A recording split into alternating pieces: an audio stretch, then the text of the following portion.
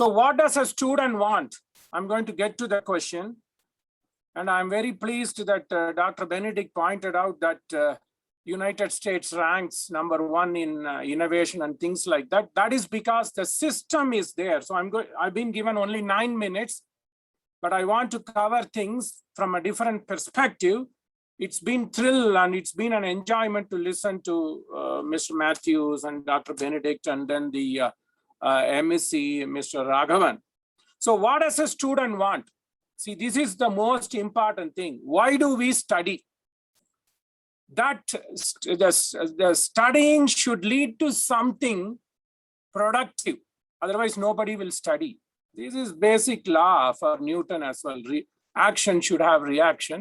Here, reaction should be life enhancement. First and foremost, there needs to be a life enhancement because Dr. Benedict said one of his students' parents said, would that get you a job? So a student should look into three. In last presentation, I always give an analogy of a stool or a table to make things easier. In the last discussion, I talked about a stool having 3 legs, F, S, flexibility, freedom, and shared governance. That's what NEP 2020 does. And yes, and a progressive arm of NEP 2020 is CUET. That is what it does. Now, what does a student want? A student has to imagine himself to be a 3-legged stool, of course, with life and emotion and vibration and things like that. But he should focus on 3 legs. First and foremost, PCP. He needs to have a fulfilling profession. Profession means that gets him an improved lifestyle. Everybody will have a lifestyle. So no doubt about it. But enhanced and improved lifestyle.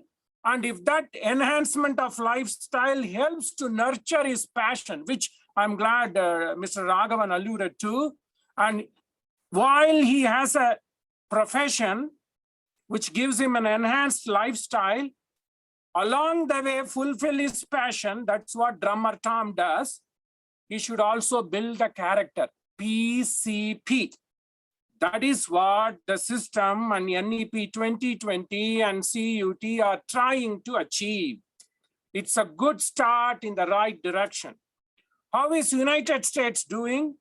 It's been 50 years. This started with the University of California system, which is one of the world's leading public education system. Education for all at a good quality at an affordable price. This is the mantra. Some 50 years back, public institutions in the United States did it. Have they reached the utopia? They are inching there. So it's a long march, but they had the vision to provide a quality education. Quality doesn't mean only subject skill. Quality means expertise in the subject field, as well as providing opportunities to fulfill their passion, whether it's in art, in theater, in public speaking, in culture, exploring the world, and so on and so forth. Profession, passion, along the way build character, contribution to the society, contribution to the family, contribution to your neighborhood, and contribution to the society at large. This is possible because everybody dreams to be in a utopia. So do Shakespeare. His life was gentle and the elements were so mixed that nature might stand up one day and say, this is the man, this is the woman. That's Mark Antony's in Julius Caesar. So the nature itself admires a person when he has lived a fulfilled life. Sri Kumar asked me to talk about a fulfillment of a student's life. Fulfillment of a student life is to achieve some level of admiration. You don't have to worry about what others admire, as long as you are able to be admired by your own conscience that you did something good. There was the man, there was the woman, as Shakespeare alludes to in Julius Caesar. So that could be done if you choose a profession that should get you some living, right? Along the way, that profession should yield space which Dr. Benedict's talked about it. It should yield some space and room for you to nurture your profession. That is what the system should do. And it is again a shared responsibility. Government's responsibility, parents' responsibility, journalists' responsibility, teachers' responsibility. So how do you do that? This is what the NEP does it. This is what the Western system, particularly the United States system, has been offering for nearly 5 decades. After the World War II, the system started evolving like that. How do they do? There's one step further. I would encourage the academicians and media and public people like Sri Kumar Raghavan put forth is you should have some qualifying structure, which is the 10th and 10+2 and so on and so forth, structured education. And second, it should have some kind of a national level testing, which is what CEUET does. But we shouldn't stop at that. There may be opportunities one should keep on. America believes in providing opportunities. A person can go to medical school even when he is 50. There's no barrier to that. We may not be able to do that in India because there are resources constraints. But other thing is a structured education, a national level qualifying examination should not be alone suffice. There should be also other venues for students to express their interest and passion. That American institutes do by asking students, you can't interview everybody. It's not possible at UG level. They ask the students to write an essay. Tell me about yourself, just a page, right? Tell me about yourself. So that's where you express your passion. Okay, I want to have a life, but my interest is being a percussionist. My interest is being an artist. Where is the space in the structured entrance test also to do that? Because you are only limited to take 6 subjects. What if that in the 6 subjects, 3 subjects is what I want, and I have not done NCERT on it? So there should be one more step, climbing the rung at the ladder, which the government of India should think. I'm trying to write to the Ministry of Human Resources as well, hopefully soon, that they should also have an opportunity provided to students like Nandana and Devanand to say, express themselves. What do I want to do? What I want to get out of it.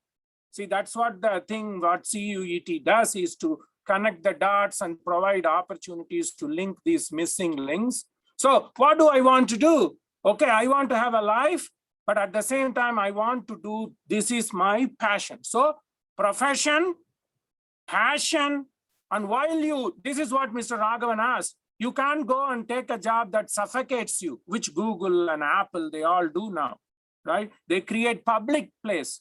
While you, as a money-making for-profit corporates, they have been given some projects. But there are spaces during lunch times, during break times, they create general spaces where people talk about it, which is very well established in United States and in certain European countries, that you are allowed to do, express your passion, form some groups which is governed by shared governance principle, that Google employ 10 people. I'm interested in writing essays. I'm interested in playing in Indian art and culture. You do it, which will not be a barrier. And these have been found, in fact, to enrich and enhance productivity. So there needs to be, the system has to provide space, maybe in a structured or in an unstructured way, where people can also express their passion and provide opportunity to grow the passion. Once they provide this, automatically the professional development will come. So the CEUT should also give an opportunity in terms of essays, because for a large country like India, it's not possible to go on one-on-one interview. Even if it's only 1% of the populace that is taking CEUT, it is impossible. So I think from practical point of view, there should be some avenues provided in the system and the structure to express the passion as well. So professional thing, which everybody should take care. Otherwise, Nandana's mom and dad will not be happy. Devanand's mom and dad will not be happy, right? So you should have, this is the base. It's like a basement of a building. Then other things are like artistic development and embellishments. It's like an IC. it's gravy, right? It's an icing on the cake. So that should be there. I am glad that CET and CUET and NEP are doing it. Would little bit embellishment to that will help, right? Then if you are able to provide this space, right, then I am sure, based on the established results, based on earlier research, based on proven facts, it is possible that overall development will take place. You don't have to only worry about entrepreneurship. You worry about creativity, ingenuity, right? Entrepreneurship can be viewed as only esoteric to business and engineering and biomedicine and medicine and so on and so forth. But if you just do this, and the stool, if its stool stands on 3 legs, then creativity will blossom. When creativity will blossoms, then it's going to be economic development. When there is an economic development, nobody is worried about what degree my kid takes, right? Because basic necessities are fulfilled in a good way. That's what Scandinavian countries, Finland is excelling in education, because nobody is worried. Basic necessities are fulfilled. When basic necessities are fulfilled, it doesn't matter whether my son is an engineer or not, to electrical engineer or a biomedical scientist, it doesn't matter. But that's a national structure. We don't have to worry. But this is the thing we should. I'm very positive that 30 years back when I did my undergrad in India, these things were not there. But India is doing good. And the next step, one should start somewhere, climb the ladder at each rung at a time. This will grow. And we have the base. And I'm very pleased with Rajagiri Media that they have been doing these open forums, bringing people from around the world, whether it's Ukraine or me or people from United States, Florida, and so on and so forth, to bring these thoughts process. So professional development, opportunity to enrich their passion, along the way, build the character. So PCP, this is what a student should think, and parents should think as well. So it's a two-way street. Students and parents should focus on PCP. That is the mantra. Thank you. Namaste. Yes.